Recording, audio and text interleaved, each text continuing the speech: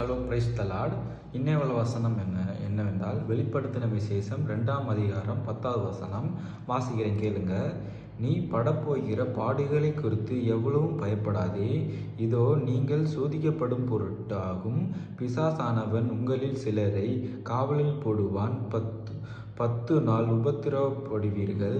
ஆகிலும் நீ மரண பிரியந்தம் உண்மையாயிருந்து அப்பொழுது ஜீவ கிரீடத்தை உனக்கு தருவேன்.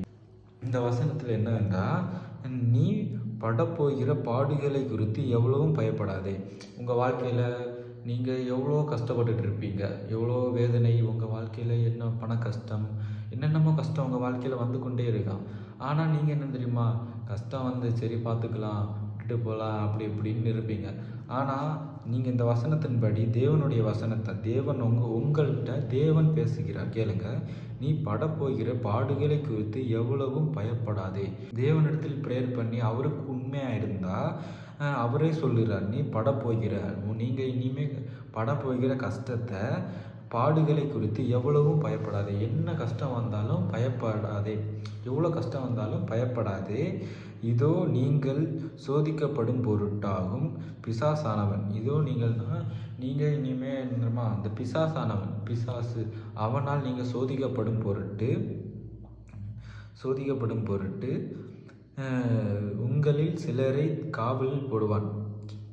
அப்படின்னா நீங்கள் சில இடத்துல ரொம்ப கஷ்டப்பட்டு அவருக்கு உண்மையாக இருப்பீங்க. ஆனால் அவன் உங்கள்கிட்ட காவலுக்கு இருப்பான். உங்களை எப்படியாவது மாற்றி அவனுடைய வழியில் அவனை உங்களை கொண்டு போகணுன்னு அவன் காத்து கொண்டே இருப்பான். இந்த 10வது வசனம் அதான் சொல்லுகிறது. அவன் உங்களை பிடித்து காவலில் இருப்பான். அவன் உங்களிடத்தில் காவலியாக இருப்பான். என்னன்னா, இவனை எப்படியாவது விடக்கூடாது, இவன் நம்ம இடத்துல இழுத்து இவனுடைய பாவத்தை எல்லாம் இன்னி பாவத்தை செய்ய வச்சணும் அப்படின்னு தான் பிசாசானவன் உங்களிடத்தில் வந்து கொண்டே இருப்பான்.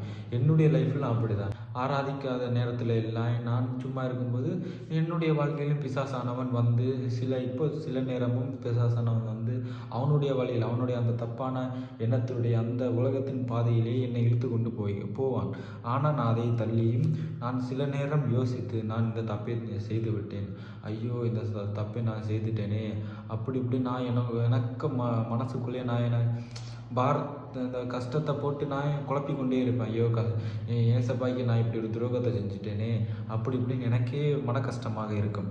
அதான் தேவனுக்கு உண்மையாக இருந்தால், ஏசப்பாய்க்கு உண்மையாக இருந்தால், என்னதான் சாத்தான் உங்களிடத்தில் வந்து காவலுக்கு நின்னாலும் நீங்கள் தேவனுக்கு உண்மையாக இருந்தால் அவர் உங்களை விடமாட்டார்.